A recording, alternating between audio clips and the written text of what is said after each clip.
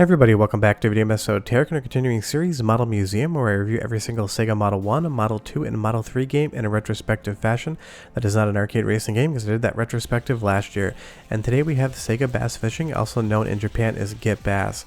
Sega loved fishing, I love Sega, that means I love Sega Bass Fishing, even if in real life I can't stand fishing. I've never caught anything but a hangover trying to do it. It is just not a sport for me, but leave me a comment down below and tell me if you fish, I would be curious. Before I get too far involved though, do me a huge favor, go down below, hit like and subscribe, and ring that notification bell, definitely helps us out. And if you feel so inclined and want to support the channel, we got a Patreon link down below as well. But Sega Bass Fishing is classic Sega doing something weird just because they could. Fishing games were definitely popular in arcades, but Get Bass is one of the most popular. You'll see here the premise is extremely simple. You pick your lure, you cast out into the water, and you kind of make it dance until a fish attaches to the line. In real life, I think it must be a lot harder because I catch a fish basically every time here. But just like in real life, physics and tension do exist, and if you pull on the line too much, you are going to snap it, which you will see here in just a moment. You have to keep that meter in the yellow or the green, or else you're never going to reel your bass in. And this game does have a lot of depth and strategy to it, with a little bit of luck trying to get the right bass on your line. Because you will see at the top right hand corner, we need to catch a total weight to be able to clear this stage, so you want to make sure you don't get too small a fish on the line.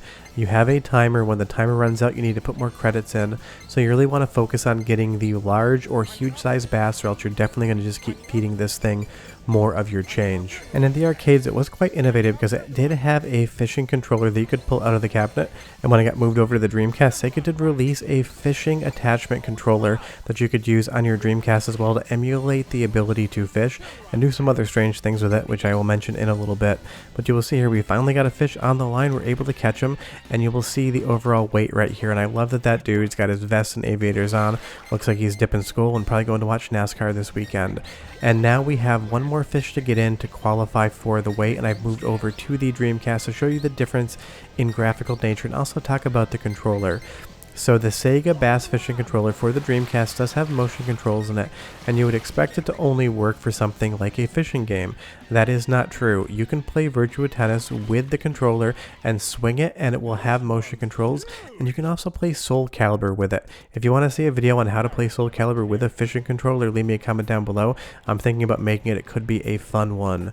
But it's one of those things. Sega believed in this so much they made a custom controller for the home, and I think it's relatively popular because it's not that hard to find them for sale. As we move on to the second stage here, there's 4 stages in the game, and the fourth one's kind of a bonus stage with a horror theme. I will show you that towards the end of the video.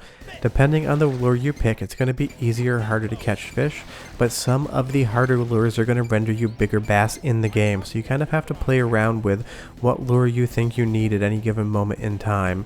You will see here it's obvious to tell I have caught a very small fish.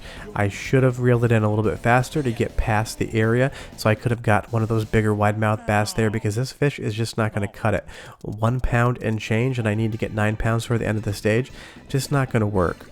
Moving back over to the Dreamcast version though, you can see the difference between the Model 3 look and the Dreamcast look. I think both look incredible, and obviously Super Model, the emulator I'm using for Model 3, has an advantage by upscaling it, turning it widescreen. But this was a pretty game when it came out on Dreamcast, and I did have it back in the day, and I loved it. I still have my fishing controller and that copy in my closet. But you'll see here now we got a big boy on the line, and that is going to affect the tension. The bigger the fish, the more tension on the line, the more strategy you need to use, moving the reel back and forth, moving the rod to make sure that the line isn't too taut. All of those things go into catching a fish, and I do feel like, as far as actually catching one, something I've never done in real life, this probably effectively simulates what it would be like. But leave me a comment down below if you've ever played this game and caught a real fish, because you could tell me better than I could tell you how it works. But if you got some skill and a little bit of luck, you can catch a huge fish and clear the entire stage in that one catch in under 30 seconds. The game also has a really interesting soundtrack. Doesn't really fit fishing, but I do love it. Go ahead and listen for 45 seconds and I'll be right back.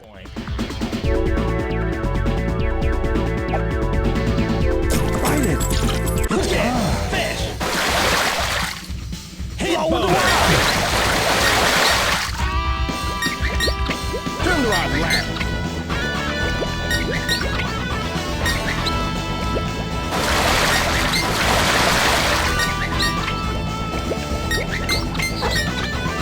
You're almost there. Turn the rod right. Be careful. say an average size. Good job. Rank in. It's basically like a mix of techno and hard rock, and neither of those things make me think fishing, but honestly I do like it, so it doesn't really matter. But as we move further into the game here, the further in you get, the harder the game becomes. You get less time, or you get more challenging fish, or you get way less big fish and a lot of smaller fish that are definitely going to give you a harder time. But it's just so much fun, and I love on Model 3 here the water effects. They definitely look better than the Dreamcast version. There is that transparency, and the camera will go above and below water depending on what level you have your fish at. And there is a lot of strategy involved if you want to bring the fish to the surface, or if you want to let him kind of tire himself out in the water. Because sometimes you can basically not move your rod whatsoever, and the fish will basically tire itself out on that tension, making it easier for you. You'll see there I got an average fish, not really going to help me too much. Now unfortunately on Supermodel Emulator, one of the issues, and I've tried a lot of different fixes and I can't seem to figure it out, if you know of anything leave me a comment down below, is that you will sometimes get an IO error. It is basically just random. Sometimes it's at the end of the stage, sometimes it's mid-catch, sometimes it's right after a catch. But it is one of those things that kind of makes emulation a little bit harder for this title. Obviously on Dreamcast, original hardware, emulation, whatever you want to use, the game is just 100% going to work. And you'll see here as I move back over, the water effects on top do not have the same clarity and overall look to them. The Dreamcast definitely wasn't Model 3, but it does look good in its own right. But tell me down below which one you like better, the Dreamcast version or the Model 3 visually, because I kind of like the pixelation on the fish. Kind of makes it look more like wide-mouthed Billy Bass you'd kind of mount to your wall. And as we move to the final stage in the game, this is the challenge stage, and you have to get a fish in under a minute. And weirdly enough, this is horror themed. I'm going to let you listen to the soundtrack. There's werewolves howling. It basically sounds like a haunted castle in the water, and you're trying to catch a demon fish. Not sure what's going on here, but it is a ton of fun. And weirdly enough, the one game that the fishing controller doesn't work for is Sonic Adventure in Big the Cat. You can't catch Froggy with it, but you can catch the soundtrack. Listen, and I'll be right back. Big one close by.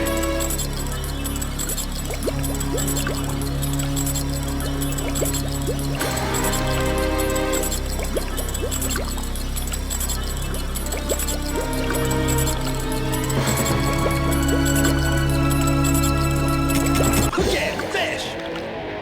It's gonna be a big one. Bonus. Yeah, horror music in a fishing game kind of feels like maybe it was an off-cast track from the House of the Dead, but I think it 100% works, and it does really make me laugh every time I hear that, because in my head, this is a demon-possessed fish, and we need to bring him in to be able to see the end of the game.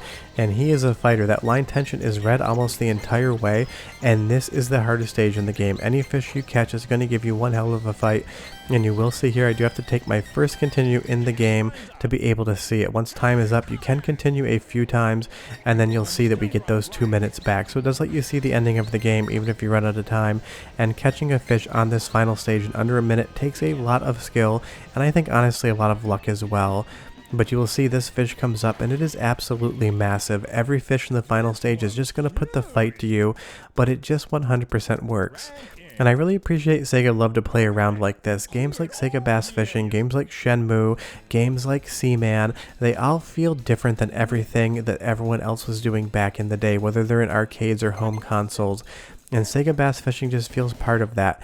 It's a fishing game for arcades, and it was quite popular, so much so that, like I said earlier, they brought that controller home. And you'll see there one more IO board problem. That's the one bummer about not being able to use Supermodel.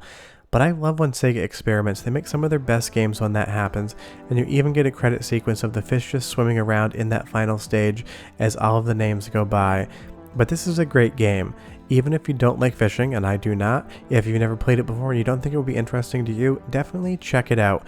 Grab a Dreamcast fishing controller, burn a game, buy a game, pop it in your Dreamcast and start fishing, and then when you're done, take that fishing controller and go play Soul Calibur, because it's weird, it's amazing, and I don't know why the functionality is even there. Short of that, I caught the fish, we are done. I'm going to go have some fish sticks for dinner. See you guys next time. Bye bye.